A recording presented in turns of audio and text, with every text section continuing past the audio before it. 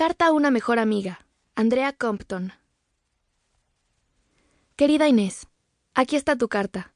Una carta como aquellas que nos mandábamos entre clase y clase, de las que escribíamos con bolígrafos de múltiples colores y que luego doblábamos en formas imposibles para esconderlas en la mochila de la otra y encontrarlas al llegar a casa e ir a hacer los deberes. Supongo que hoy día las cartas no tienen mucho sentido, ¿no? Con la inmediatez de los WhatsApps, las posibilidades de los emails. O quizás sí. Igual ahora más que nunca es evidente el valor que las nuevas tecnologías no han podido arrebatarle a este formato. No sé. Sea como fuere, aquí estoy, escribiéndote una carta como las de antes, con sus tachones ocultos bajo una capa de corrector líquido, mi más que cuestionable caligrafía y mi pura, incauta, total sinceridad. Porque si no se hace con sinceridad, ¿para qué escribir? ¿Para qué escribirte? Conociéndote como te conozco, seguro que lo primero que te estarás preguntando es: ¿esto va en serio? ¿Por qué no me llama para quedar y me lo cuenta en persona? ¿Por qué se molesta en escribir, con lo que le cuesta? Pues mira, porque quiero hacerlo así y punto. Por eso y porque las cosas importantes creo que se tienen que escribir. Porque como dijo Gabriel García Márquez, el escritor escribe su libro para explicarse a sí mismo lo que no se puede explicar. Así que aquí estoy, tratando de explicarme, de explicarnos, cómo el mundo puede ser un poco mejor, un poco más brillante, si tenemos cerca a la persona adecuada. Y también porque, en el fondo, lo que en realidad me apetece es gritarle a los cuatro vientos lo importante que ha sido para mí encontrarte. Y esta manera me parece menos molesta para los vecinos, la verdad. Tú me has demostrado lo mucho que puede cambiarte el mundo conocer a quienes de verdad quieren conocerte, con tus cosas buenas y tus cosas no tan buenas. Y además, creo que hay muchas otras chicas que se sentirán como tú o como yo. Y si con esta carta grito consigo que al menos una de ellas sonría, se acuerde de su mejor amiga y le escriba un WhatsApp, un email o quién sabe, igual hasta una carta, habrá merecido la pena este esfuerzo. Inés, nos conocimos hace 13 años y desde hace 13 años eres mi familia, mi mejor amiga. Hemos tenido nuestros roces y nuestros baches, como cualquier relación, pero que a día de hoy pueda seguir considerándote mi mejor amiga significa que el viaje no solo ha merecido la pena, sino que deseo que no termine nunca. Si alguien me hubiera dicho con 12 o 13 años que acabaría conociendo a alguien tan imprescindible en mi vida como tú, le habría mandado a freír espárragos. No me lo habría creído. Lo digo en serio. Igual era un poco pesimista o igual la vida hasta ese momento tampoco me había dado ninguna pista para pensar que algo pudiera cambiar. A esa edad yo ya estaba convencida de que pasaría mi vida sola, o peor aún, rodeada de falsas amistades que no me valorarían ni me comprenderían, y con las que tendría que aprender a fingir ser quien no era. Tú ya lo sabes, pero para quien no, mi vida hasta los 14 años transcurrió en una diminuta aldea de Guadalajara, de esas que apenas quedan y de las que nada se escucha, si no es en las noticias, para recordarnos que aún hay gente que vive sin cobertura de móvil o que se pasa los inviernos encerrada en su casa por culpa de la nieve. Un pueblito de poco más de 10 habitantes y casas de pizarra, con lumbre en lugar de calefacción, huertos en vez de jardín, escaleras de mano de madera, y suelos cuyas tablas acabas conociendo por su manera de crujir. Un pueblo de los pocos que te recuerdan que los humanos seguimos siendo unos recién llegados a este planeta, porque está completamente rodeado de naturaleza, bosques, riachuelos, cascadas y montañas. Un pueblo de cabras, básicamente. Así que sí, en efecto, pasaba mucho tiempo sola, algo que, en el fondo, tampoco me importaba. No necesitaba a otros niños para divertirme o para perderme por el campo. Me gustaba mi pueblo. Tenía mis cuadernos para dibujar, mis películas en VHS, alguna revista que de vez en cuando me compraba mi madre. Tampoco pensaba que pudiera haber mucho más si no lo buscaba. Me llamo Andrea, pero puedes llamarme Heidi. En términos generales, así transcurrió mi vida hasta que empecé la secundaria. Para que te hagas una idea, el instituto se encontraba a 2 horas de mi casa. 2 horas. Que ahora mismo tengo que hacer un trayecto de metro de más de 40 minutos y me parece una locura. Pues ahí estaba yo, con mis 13 años, recorriéndome la sierra de Guadalajara para ir a clase. Piensa que en mi pueblo y en los de alrededor no había demasiados habitantes, mucho menos jóvenes, por lo que todas las chicas y chicos teníamos que viajar hasta el municipio más cercano para recibir clases. 2,000 habitantes debía de tener aquel lugar y ya me parecía una locura. ¿Estaba emocionada? ¿Tenía miedo? ¿Nervios? No lo recuerdo con claridad, pero conociéndome, probablemente diría que sí a todo. Por fin conocería a gente de mi edad. Sería la primera vez que tendría que presentarme a más de 10 chicos y chicas sin que supieran quién era mi madre o cuál era mi casa. porque en mi pueblo todos nos conocíamos y presentarse uno sin ser forastero estaba de más. Siempre eras o la hija de, o la nieta de, o la de la casa de, pero aquí no. Aquí tendría la oportunidad perfecta de ser quien quisiera ser, aunque aún no tuviera ni idea de quién quería realmente ser. Mis únicas referencias para esta nueva etapa las había robado de las revistas, las películas y mis series favoritas, y estaba convencida de que no necesitaba nada más, de que estaba absolutamente preparada para lo que me echaran encima, de que, de hecho, tenía suficientes conocimientos sociales, no solo para sobrevivir, sino también para disfrutar. Ay, amiga, qué equivocada estaba. Tengo muy mala memoria, tú ya lo sabes, y la verdad es que tengo que hacer un esfuerzo importante para acordarme de cosas concretas de mi infancia y adolescencia, pero conservo un recuerdo bastante nítido del día en que todas mis amigas, compañeras de clase, se pusieron de acuerdo en difundir un rumor sobre mí y convirtieron sus palabras en armas contra las que yo no me sabía defender. Te prometo que no hubo ninguna razón concreta para que me escogieran como víctima de sus ataques. Lo mismo pienso ahora con algo de perspectiva y con lo muchísimo que he aprendido en este tiempo. Simplemente me crucé en el camino de quien necesitaba pisar a los demás para sentirse mejor consigo mismo. Ya sabes, una de esas personas que para no tener que afrontar sus propios problemas, prefiere crearle otros a los demás. Ni idea. Durante los primeros días hice una amiga. Se llamaba... Tenía el pelo largo, moreno y una sonrisa mellada pero agradable. Y aunque era bastante diferente a mí, me parecía divertida y lo pasábamos bien cuando estábamos juntas. O eso pensaba yo. También conocí a otras chicas, pero de ellas ni siquiera recuerdo sus nombres.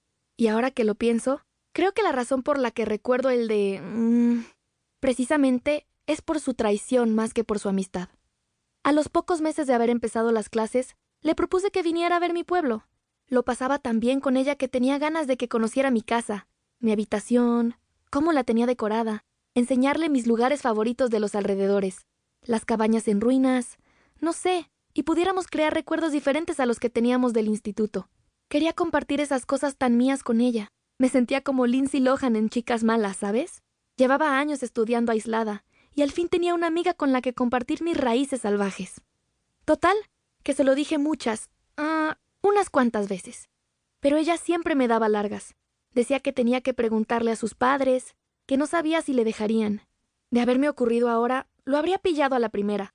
Aunque a mí ella me cayera genial, la cosa no era recíproca, y debería haber sabido cuándo parar. Pero entonces pensaba que aquello era amistad, que eso era tener una buena amiga. De nuevo, error. Y así pasaron un par de semanas hasta que un día, al entrar en clase haciendo alguna de mis tonterías habituales, una de las otras chicas con las que me llevaba bien me agarró del brazo con fuerza y me llevó hasta las demás para interrogarme. Te prometo que me dolió más la manera en la que me miraban que cómo la chica esa me sujetaba de la muñeca, clavándome las uñas. ¿Qué pasa?, preguntó. Una vez se aseguró de que todas estaban pendientes. ¿Qué dice? ¿Que quieres llevarla a tu pueblo, eh? ¿Te gusta o qué? ¿Te gustan las chicas, no? ¿Eres lesbiana? Te juro que nunca me había sentido tan vulnerable. Las chicas solo me miraban y sonreían, pero sus sonrisas parecían de hiena. La única que tenía puesta la mirada en el suelo mientras se sonrojaba era Rocío. Yo esperaba que la broma acabara pronto, que mi amiga saliera a defenderme, que aclarara que lo único que me apetecía era enseñarle mi pueblo. No estaba enamorada de ella, y de haberlo estado, ¿quién se creía que era esa chica para burlarse de mí delante de todo el mundo? Pero mi supuesta amiga se mantuvo callada, balanceando las piernas sobre el pupitre, sin abrir la boca y dejando que el resto se burlara de mí sin atreverse siquiera a mirarme a los ojos. De verdad, mi confusión era mayúscula. ¿Tan raro resultaba invitar a una amiga a casa sin querer pegarle un beso con todo y lengua? Pero si teníamos 12 años. Ni siquiera me había planteado aún cómo sería besar a un chico. Te lo digo en serio. Hubiera preferido que me lanzasen piedras o palos antes que aquello. Al menos una pedrada sabía responder con otra. Pero contra los rumores, ¿qué se hace? Se desmienten, dirás, o se ignoran, como tú misma aprendiste. Pero, Inés, tú mejor que nadie sabes que no es tan fácil. Que sí, que la teoría es esa, desde luego, pero de la teoría a la práctica hay un mundo, y en estos casos incluso un abismo. Recuerdo que me fui a casa con un nudo en el estómago. Mi madre trató de consolarme con la mayor serenidad del mundo. Menos mal que la tengo. Bueno, que la tenemos, porque sabes que con ella siempre podemos contar todas. Me fascina lo fácil que parece cualquier problema cuando se lo cuento a mi madre. Tiene un don para tranquilizar y para colocar todo en perspectiva.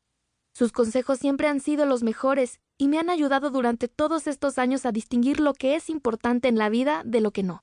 Pues eso, hablé con ella y aquella conversación sí que fue como la de las películas que me gustaban, en las que una buena conversación entre madre e hija sirve de bálsamo para heridas que nada tienen que ver con piedras y palos. Creo que nunca se lo agradeceré lo suficiente. Al día siguiente simplemente dejé de hablarme con las chicas, pero no lo hice bajando la cabeza o haciéndoles creer que ellas habían ganado. En absoluto. Lo hice mirándolas a los ojos, dejándoles claro que yo, amigas, personas así, no querían mi vida y que no las necesitaba para ser feliz. ¿Dolió? Sí, y mucho. Pero el dolor me hizo comprender que eso no era tener amigas. En el fondo les agradezco que demostraran su auténtica forma de pensar tan pronto. Así pude cambiar de grupo y conocer a gente que de verdad me entendía. Sí, eran los que todos calificaban de raros. Y aquello provocó que la gente guay del Insti comenzara a dejarme notas en la mesa y dentro de la mochila. Notas en las que se burlaban de mi cuerpo, de los comentarios que hacía, de las respuestas que daba en clase. Debo confesar que fue una mierda, no fue fácil. Y al final la situación pudo conmigo. No daba ni palo al agua. Me era imposible concentrarme. Las 2 horas de trayecto hasta el instituto se convirtieron en un suplicio. Y las 2 horas de vuelta me las pasaba deseando llegar a mi pueblo y alejarme de toda esa gente. Cualquiera que haya sufrido acoso en sus carnes sabe a lo que me refiero. Tú más que nadie, amiga. Así que, al final, opté por mudarme con mi padre a Madrid y dejar el pueblo atrás. Sabía que no sería fácil. Comenzar una vida nueva nunca lo es. Pero necesitaba empezar de cero. Echaría muchísimo de menos a mi madre, a su pareja y a mi hermana pequeña. Era consciente de ello. Pero sentía que no encajaba en esa vida, por mucho que lo intentaba. Y cada vez me sentía peor y más sola. Así que al final dije sí, quiero, a esta nueva oportunidad que me brindaba la suerte, y mi padre. A Madrid llegué vestida de negro, con todos los complementos que había encontrado en la tienda Claire's en el pelo y con un rollo muy emo. Era una carcasa, pero ellos no lo sabían. Nadie me conocía. Tenía otra oportunidad de hacerme pasar por alguien nuevo, y quizás esta vez acertase.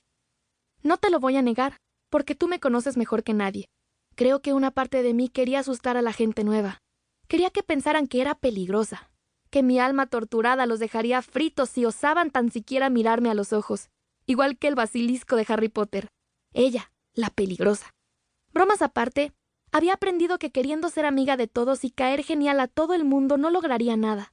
En el anterior instituto me había quedado claro que cuanto más abierta fuera, más expuesta y vulnerable me encontraría frente a los ataques, y ya había tenido suficientes por una temporada. Gracias. Con un nudo en la garganta y calaveras en el pelo, entré el primer día en ese instituto protegida por una falsa seguridad que ni de lejos sentía. Y entonces te vi a ti, Inés. Recuerdo perfectamente que estabas en la puerta.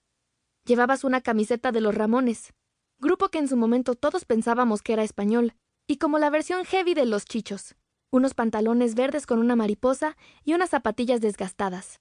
Tu rollo alternativo me fascinó desde el minuto 0, pero no podía dejar que lo notaras. La nueva Andrea debía ir con cuidado. Pero entonces, sin razón aparente, te acercaste a saludarme. No sé por qué, pero me viste. Literalmente, te fijaste en mí más allá del maquillaje, la ropa y las pulseras. Creo. Estoy convencida de que mi vida entera, mi primer día hubiera sido muy distinto si no hubieras venido a rescatarme de mí misma aquella mañana. Ahora bien, si he de ser justa, tengo que decir que me asusté un poco cuando, sin venir a cuento, te lanzaste a mis brazos pegando un grito, emocionada por conocer a alguien nuevo. Pero el susto se convirtió inmediatamente en alegría, y comprendí que no eras la típica chica, persona, y que contigo las apariencias no servían para nada, que eras capaz de calar a alguien de un vistazo y que la sinceridad era lo que más valorabas. Me acuerdo de que me hiciste un tour por el instituto como si nos conociésemos de toda la vida, y me estuvieras enseñando tu casa. De cada espacio me contaste una anécdota, un truco o un consejo para ponerme al día de todo lo que ya sabría de haber comenzado allí la secundaria. Y lo que más gracia me hizo fue que no me dijiste tu nombre hasta el final de la visita. Me llamo Inés y esta es tu clase, añadiste, señalándome el aula hasta la que me habías acompañado. Yo voy a la de al lado. Nos vemos a la salida. No era una pregunta, era una certeza. Y no te imaginas cómo de segura me hiciste sentir, siempre, en aquel momento. Con el paso de los días me convencía aún más de que eras la persona más auténtica y sin complejos que había conocido. Me costaba creer que una persona tan fuerte, tan alegre, tan enérgica, con cero complejos, pudiera existir. Que siempre tuvieras tiempo para mí entre las recogidas de firmas para combatir injusticias y causas perdidas, entre huelgas y reivindicaciones. No descubrí hasta un tiempo después el secreto que tan celosamente tratabas de ocultar tras aquella forma de ser. O más bien, el secreto que otros te habían obligado a cargar de forma tan injusta. Al mes de haber empezado las clases, una compañera me preguntó sin ocultar su gesto de desagrado que por qué me llevaba con la guarra. Imagínate mi cara al escuchar aquello. ¿La guarra? Conocía a poca gente en el Insti, y te juro que en ningún momento hubiera imaginado que se refería a ti. Sí, la Inés esa, la guarra, repitió, para que no hubiera dudas. Era obvio que debías tener tu historia en el centro porque no solía verte con más amigos, pero simplemente había dado por hecho que no te apetecía gastar tu tiempo más que con unos pocos elegidos. Enseguida me lo contó todo, y lo hizo con una ansia, con una emoción, con un gusto que solo le faltaba relamerse y comenzar a salivar. Y yo, horrorizada, la dejé hablar hasta que terminó. Contar aquí lo que me dijo no hace falta, porque eso no es relevante para nadie. Y si alguien que lea esta carta busca ese tipo de morbo, siento decepcionarle porque no lo va a encontrar. Lo siento, no lo siento.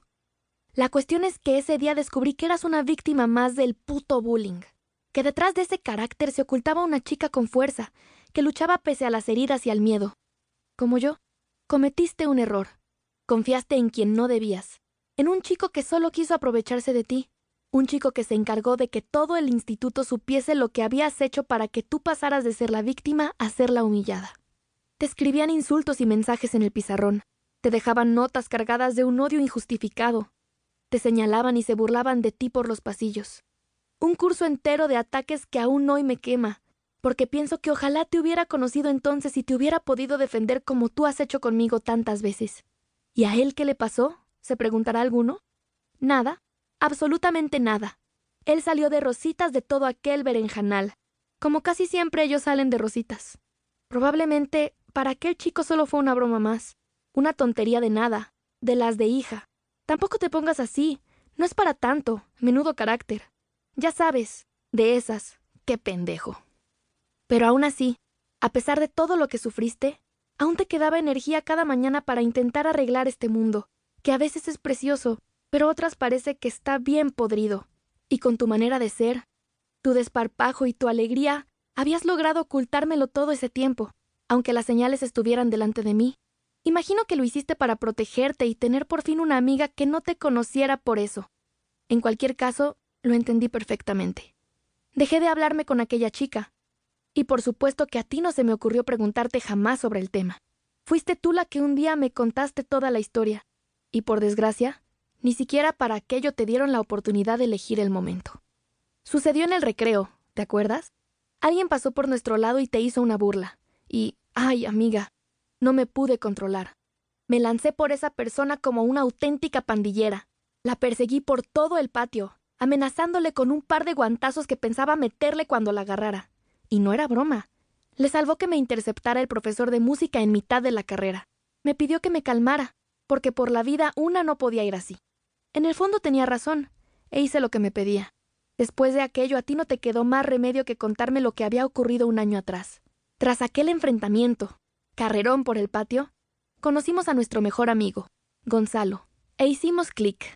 Desde aquel día seríamos los tres contra el mundo, a nuestra bola, riéndonos por todo y descubriendo quiénes éramos y quiénes llegaríamos a ser, juntos. Al año siguiente nos pusieron a los tres en la misma clase, y sin duda, fue el curso del que mejor recuerdo tengo, y el que más veces repetiría. La manera en la que nos apoyamos y nos ayudamos fue increíble. Pasamos todo el tiempo juntos, dentro y fuera de clases, y cuando no podíamos vernos, redes como el MSN Messenger, el Twenty o el Fotolog, con los textos de amor que nos dedicábamos cada día, nos daban la vida. Creamos canales de YouTube, grabamos payasadas, cantamos, hicimos series de baja calidad, aprendimos a tomar fotos y a editar videos en el Windows Movie Maker. Menudo trío éramos. Inés, ¿recuerdas el microcar que te compraron cuando cumpliste los 16 años? La de vueltas que dimos con él, yendo a visitar a tu abuela, recorriendo nuestro barrio y alrededores montados en ese cacharro. creyéndonos los más chulos del mundo, como si pudiéramos volar con ese carricoche. Celebramos los 18 años de Gonzalo, el primero de los 3 en cumplir la mayoría de edad, llevándole por sorpresa a Benidorm, que para quien no lo sepa, Benidorm a esa edad viene a ser casi como Las Vegas. Aún recuerdo las risas mientras metíamos toda su ropa en bolsas de basura y le bajábamos secuestrado a ciegas hasta el coche. Un Citroën del año de Matusalén que costó 500 euros e iba a 2 por hora. No te equivocabas cuando le gritabas que aquel sería uno de los mejores días de su vida, y es que no teníamos dinero más que para estar allí una sola noche. Y para volvernos, claro. Inés, amiga, ¿te acuerdas? Incluso compramos una sombrilla de bebé, porque no teníamos para una sombrilla normal. Recuerdo tantos y tan buenos capítulos a su lado. Sé que la gente que me sigue en el canal igual está cansada de escuchar mis historias con ustedes, pero porque no saben cómo nos salvamos los unos a los otros. Nos encontramos en el momento justo. Todos salíamos de amistades o situaciones donde nos habían hecho mucho daño. A mí por el peso, a ti, Inés, por ejercer tu libertad, y a Gonzalo por su sexualidad. Entre nosotros nos curamos las heridas. Qué absurdo. Sufrir por ser quien eres, ¿no? No puedo enumerar la cantidad de cosas que me enseñaste, lo fuerte que me hiciste sentir, ni lo libre y protegida que me encuentro siempre a tu lado. ¿Quién me iba a decir la primera vez que te abalanzaste sobre mí para saludarme que te convertirías en uno de mis principales pilares en la vida? Así que, Inés, esta carta es para darte las gracias. Siempre me las das tú a mí, siempre me escribes cartas y me las lees en alto, y ya es hora de hacerlo yo, porque tú me salvaste, yo te salvé, nos salvamos. Porque a veces nos callamos mensajes de amor que pueden iluminarle el día a quienes tenemos cerca. Gracias por aparecer ese día en la puerta del instituto. Gracias por ayudarme con mis dramas familiares, por llevarme a merendar tortitas todas las tardes, por ayudarme con mis proyectos sin futuro, por pedirme ayuda cuando la has necesitado, por brindármela cuando la he necesitado yo, por venirte a vivir a casa a los 18 y a los 20, por dejarme vivir en la tuya a los 23, por plantarle cara a quien yo no era capaz de enfrentarme, por cambiar mi llanto por alegría, por abrazarme, por mimarme y por estar a mi lado estos 13 años. Ojalá te hubiese conocido antes. Ojalá hubiésemos jugado juntas a las muñecas y a los coches. Ojalá hubiera podido compartir contigo el Game Boy Color. Ojalá nos hubiésemos caído juntas de la bici cuando aprendíamos a montar. Y ojalá hubiese estado a tu lado en aquellas tardes en las que estuviste sola en esa casa. Te prometo que te hubiera dado la mano y te hubiera dicho que tuvieses paciencia, que Gonzalo y yo seríamos la mejor familia del mundo. No te mentiré porque me conoces de sobra. Tuve miedo cuando era adolescente. Tuve pensamientos muy negativos sobre mi vida y no sabía si algún día encontraría personas con las que compartir mi mundo. Por suerte, me atreví a buscar más allá, incluso a mirar en la dirección opuesta a la señalada para encontrarlos a ustedes. Da igual la edad a la que conozcas a las personas que te acompañarán el resto de tu vida. Te aseguro que aparecerán y serán para siempre. Y tú, Inés, o tú que lees esta carta, no tengas miedo de rechazar a quien te hace daño, a separarte de quien te obliga a ser otra persona, a reivindicar tus ideales aunque no sean los mismos que los de los demás, y a gritar lo que quieres y lo que no. Y no te calles. La vida es demasiado corta como para vivirla al lado de gente que no disfruta compartiéndola. Te quiero mucho, Inés. Y a ti también, Gonzalo. Andrea.